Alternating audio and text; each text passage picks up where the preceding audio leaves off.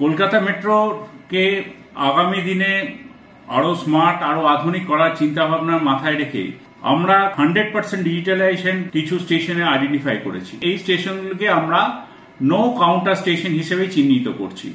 সেখানে যাত্রীদের সুবিধার্থে আমরা এসসিআরএম মেশিন বসাচ্ছি, একাধিক এসসিআরএম মেশিন বসাচ্ছি। এই স্টেশনগুলি হলো কবি সুকান্ত, শখের বাজার এবং তারাতলা। এই তিনটে স্টেশনে এবার থেকে কোনো কাউন্টার থাকবে না। আমরা এই স্টেশনগুলিতে যাত্রীদের সুবিধার্থে ইউপিআই পেমেন্টের ব্যবস্থা রেখেছি, যেখানে টোকেন স্মার্ট কার্ড তারা ইউপিআই পেমেন্টের মাধ্যমেই তারা কাটতে পারবে। স্মার্ট কার্ড রিচার্জও ইউপিআই পেমেন্টের দ্বারাই করতে পারবে।